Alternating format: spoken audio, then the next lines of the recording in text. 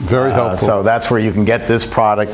What they'll do is they'll freeze it and then deliver it to you. This was frozen. I had this delivered the last session in May, and then I had left over and I froze it. It freezes beautifully. It's as good as the day that I bought it fresh. How many of these you need? As many as we had. 2.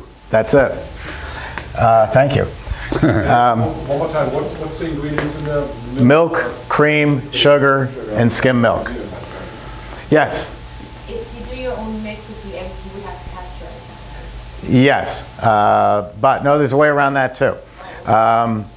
There's a company in New Jersey called Paw Petty, and it's pronounced Paw Petty, but it's written like a Tahitian island.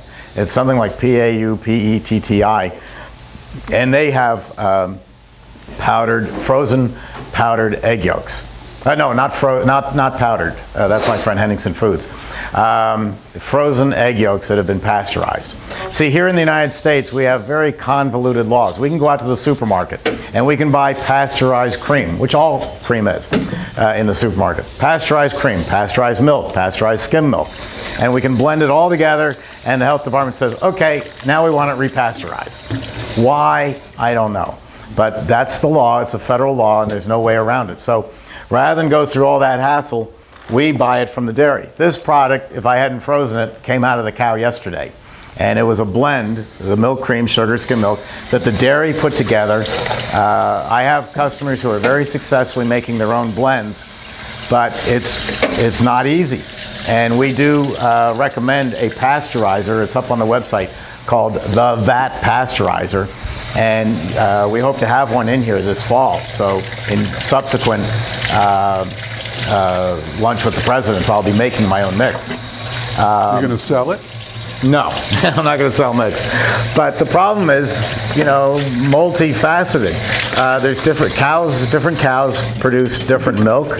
If you have a drought in the summer, the cream level is different.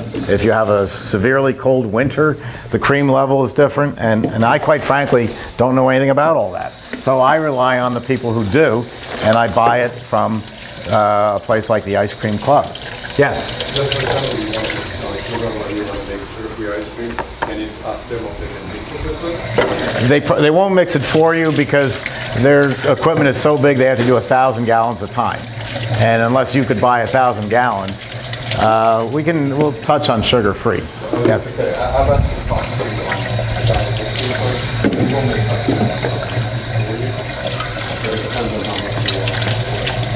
Yeah, you'd have to order a fairly decent quantity.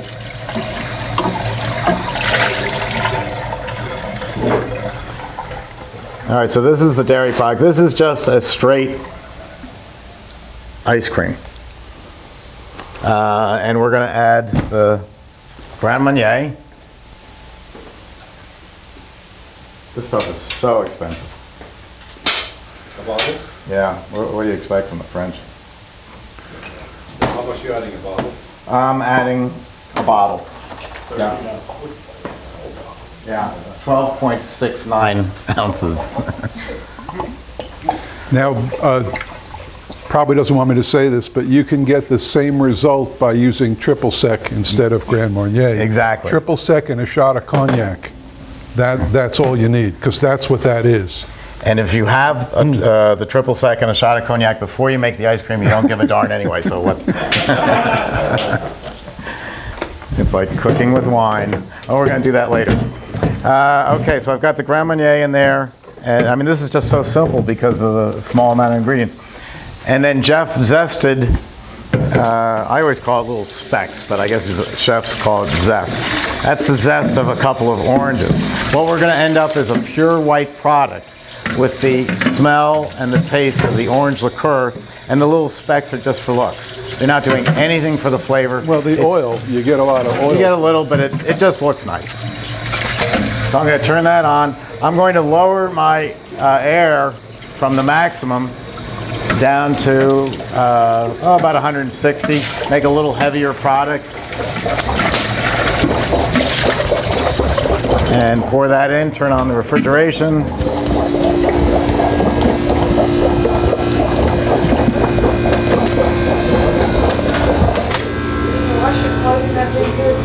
You could, but they'd come out shredded.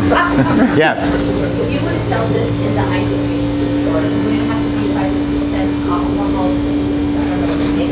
Every state is different, and you have to talk to the state and see what their laws are. There are ways around it. There's a certain amount you can use. Pastry shops have been using liquor for years, making baba rums and rum cakes and all these other different products. There are limits to how much you can use. That is just so far over the limit. The police are standing out there right now waiting for me. So if you go on the website for the Florida Department of Agriculture, they'll list 45 different categories for liquor licenses, and you can just find which one you fall into. And they range from $100 a year on up. So it's not as though you're making a significant outlay there. Are you had to get one for your ice cream mixes? What's that? You had to get a license for your? depends on the quantity that you use. Yeah. It depends on how much you put in. This would be over the top, but it's fun. Yeah. In your experience here in Florida, if you use like pasteurized milk and you don't use eggs, do you still have to reheat the dairy base? Reheat it? Yeah, if you're making your own base. Oh, I don't know. I don't make my own base. Say it I buy again. it from. I was just wondering, like, is pasteurization required if you don't use eggs? And Yes. If you don't. You use still have to repasteurize Dairy product. any dairy product. eggs, Yeah. even if the milk is pasteurized. That's right, even if the milk is pasteurized. It goes back to 1929, the Great Depression. You used to see, once in a while you'll see a black and white clip of an old Ford truck, and it's got milk containers, and the farmer's on the side of the road and he's dumping the milk on the side of the road. I never understood that until my father explained it to me. The cows are going to produce milk whether Obama's in office or not. It just happens. You know, so the economy's terrible, and they're still producing milk, but they couldn't sell it because the price was too low. They couldn't even afford to drive it into the city. So that little black and white photos shows them dumping it because you can't stop the cow, but you can't afford to sell it. So the federal government stepped in. It was one of the first times that the U.S. government stepped in and really put heavy controls over the dairy industry. They started with price supports. A gallon of milk here in Florida is pretty much the same as it is in Iowa, except for maybe the tax difference between Florida and Iowa. But it's all selling for about the same price. That's why you can make your ice cream just as economically as Haagen-Dazs, because they're paying just about the same amount for the ingredients, even though they're 1,000 times bigger than you. So it started with that, and then it just grew to where the dairy industry is one of the most highly regulated industries in the United States. And it started all the way back in 1929. And it's still there. There's no reason for it that I can see, but that's the way it is, and you have to just deal with it. So you have to pasteurize. If you're going to make your base, you have to repasteurize. by just heating it, or do you have to buy pasteurizer? You have to buy a pasteurizer because you have to show the government that you have done it for this amount of time at this heat.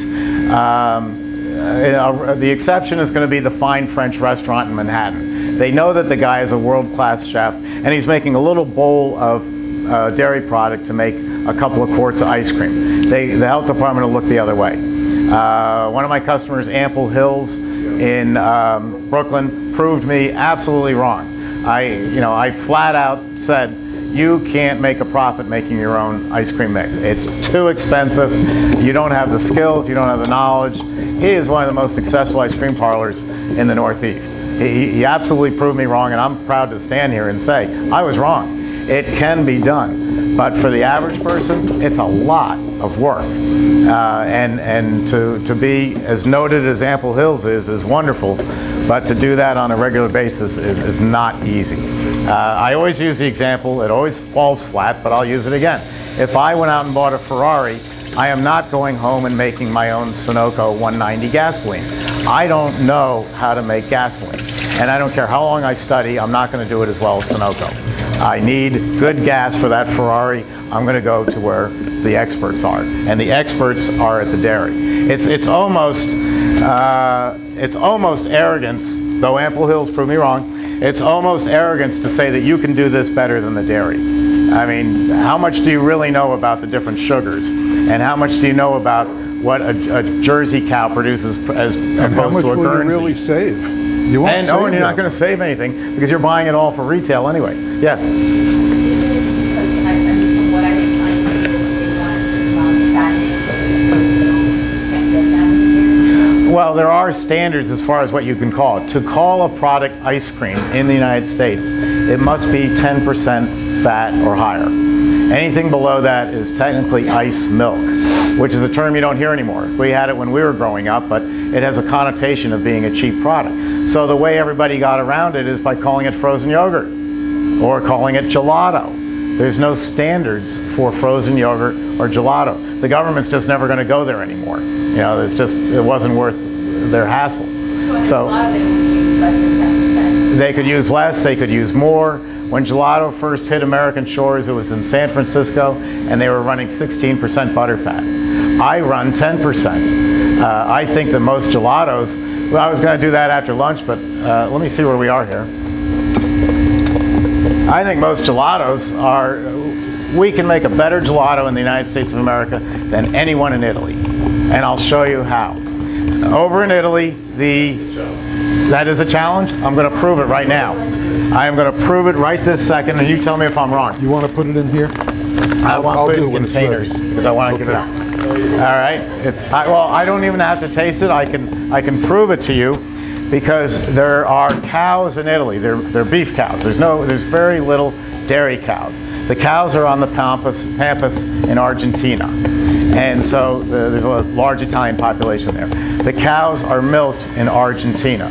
The dairy product, the liquid fresh out of the cow dairy product, is put through a machine that my best friend's family invented called a spray dryer, Henningsen Foods, and everybody in the world uses the Henningsen Foods spray dryer. They take this liquid and they ram it through a series of screens and they turn it into a powder.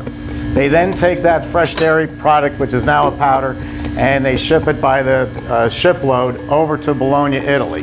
Over in Bologna, Italy, either Fabry or Pre-Gel then puts it in these pretty foil bags.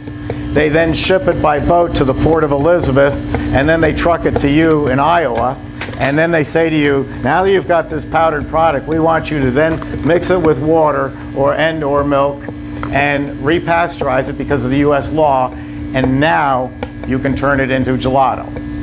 I make gelato, but I call up the dairy and I say, hey, you got any moo juice? You got any stuff out of that cow that came out yesterday? They say, sure, what % butterfat do you want? Okay, I'll take 10%. The Italians are doing 6 or 8. I want a little bit richer. So that came out of the cow yesterday. It's been blended by professionals. It's as fresh as the milk you buy in the supermarket. It just comes in a bladder instead of a half-gallon container. I pour it into my machine. I add the Fabry gelato flavors, which I think are the best in the world, and I have a better gelato because mine's fresher. So my gelato in the United States is better than anything in Italy. Now, of course, if I had an Italian chef, I could make it even better because instead of me making it, who was proven to ruin things, it'll be made even better.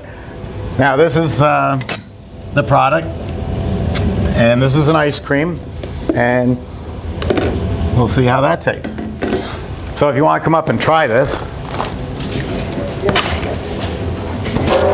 Now remember, as you saw, it's got alcohol in it. Excuse me? Did you add the vanilla? No, I didn't add vanilla because I decided the Grand Marnier was enough of it. That would be the flavor. Let me get a spatula. No, he didn't. Well, I know. I lost my liquor license due to diabetes, so you'll have to let me know how it tastes. Half of that. Half of that. Okay. Okay. It's very good. Is it? Is it good? And again, that flavor is going to be enhanced in 24 hours. You didn't put vanilla in there? I decided not to because my key flavor is I put so much of the Grand Marnier in that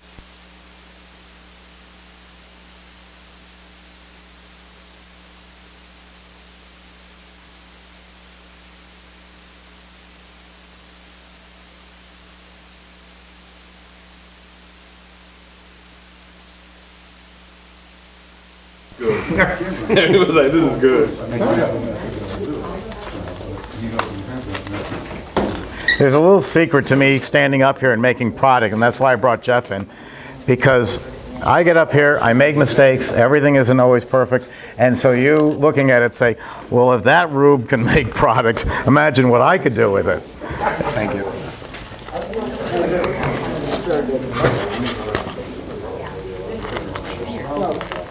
Now, we could have pulled it out of the machine stiffer, but Jeff pulled it this way, and that's fine.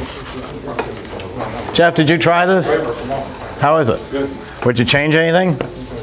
I'd make it a little stronger. You'd make it stronger. Okay. So, and you can make it colder when you put it back in the freezer, right? Oh yeah, it's going to get as stiff as regular hard ice cream. Just a taste. Thank you. Okay. Yeah. That's a good flavor. Obviously. Good. Hold on, I got a little more. It's a little bit soft. You would have made it a little stiffer. Yes. Yeah. Oh yeah, I would have definitely.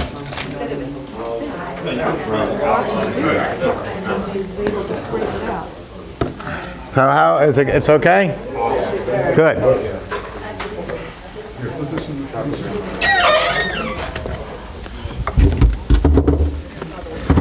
Okay, thank you.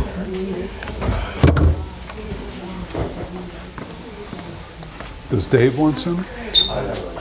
No. How about Paula? Yes, Paula definitely does. Give me a bowl. I'll give it here. I had to look and see who Dave was. You mean Ken? Ken. Ken. Ken. No, she'll take it just like that. Okay, there you go. That's perfect. Here's a spoon. I'll be right back. I have to give the office manager some.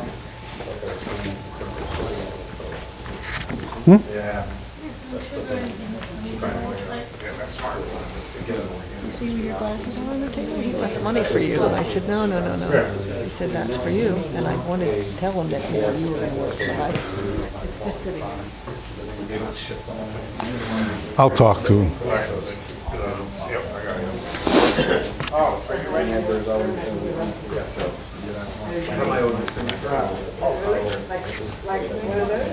Oh, in here we'll put it on top of the freezer. So that's Grand Marnier. That's it till after the break, right? Yes. So any questions? Yeah. After lunch, we're going to make a Bordeaux wine sorbet. I want to show you how that's about, and we're going to make the white mint chip gelato. But for now, I have just a couple of quick questions. I'll finish up. If anybody else has any questions, good time to ask. Do you need a hardening cabinet for Italian ices? No. What product has the best profit margin? Without a doubt, Italian ices and sorbet. If you can make something for 6 cents and sell it for $1.50, that's incredible. To my Grand Marnier. What is the ratio of Italian ice sold in the winter versus summer? Is it worth selling ice in the winter? Only if you're in Florida or in a tourist area. Italian ices are the beginning to mid-May until mid-October. That's the selling season for Italian ice. It's the funniest thing. I tell new people going into the ice cream business, especially right about now, if one of my new stores opens up, customer that I helped, I don't own stores, I warn them. I say, Labor Day is coming. And the day after Labor Day, your business is going to drop off dramatically. But don't worry, it's going to pick up again by Columbus Day and it'll stay up. The reason is, at least in the north, there is this psychological factor that the day after Labor Day, the kids are going back to school in a few days. That means I've got to go up into the attic and get out the winter clothes and the sweaters and everything else. That's when Paula and I go on vacation, or we did when we were in the north, because nobody's at the beaches, nobody's at the amusement parks or anywhere. They're all getting ready for winter. And then sometime around the 1st of October, or at least by Columbus Day weekend, they realize, you know what, it's still warm out. I can still go do things, and I can still eat ice cream. And so the ice cream and ices, especially the ice cream, the sales come back up. But in most cold climates, Italian ice is extremely seasonal. 1st of May to sometime after Labor Day. And Rita's even closes. Rita's closes up a lot of their businesses, most of them. Any place in the South, though, The wintertime is a rejuvenation because you've got all the northerners coming down south for vacation, and they're looking for, you know, products that remind them of summer. I mean, it's true that when you live down here, your blood really does thin out because people come to visit us, and we might have the building set at 70 degrees in the winter, and they're sweating to death like, you know, it's the tropics. Or I used to be one of them. I'd go into the Caribbean, and in the middle of February, of course I'm going swimming. I'm from New York. Well, the people, I mean, if I saw, being a Floridian now, if I saw one of you swimming in the middle of January, I'd go, are you nuts? That water's probably only 75 degrees. How could you possibly go in it? How many ice cream Italian ice flavors do you recommend? Less than we used to have. Baskin-Robbins, of course, became famous with the 31 flavors. That's a good top-end number, or maybe something less. I think I'd rather have a couple of dipping cabinets, maybe 15 or 16 flavors of hard ice cream, maybe the frozen yogurt if you don't follow my formula, some Italian ices, maybe 6 flavors. Certainly, if the market warranted, the neighborhood warranted, maybe some gelato, and then change flavors in and out. There are people who, ice cream parlors are becoming very computer savvy and using social marketing like we do to such a great extent, that on Thursday evening, a place up in Milwaukee will put out what their flavor of the week is going to be. And every Thursday night, everybody rushes their computer to see what the flavor is going to be. And then, you know, they have the regular flavors plus the special. And I thought, gee, that's a little extreme. And then I thought back to my own growing up in New York. And we used to just wait around all summer for August 1st when Tom Carvel would have banana soft ice cream. And he'd only have it for a week or two. And, you know, we were lined up to get banana soft ice cream. And then he took it off the market. And you go, where's my banana soft ice cream? And you go, come back next year. It's over. And so next year we're lined up even more. You always have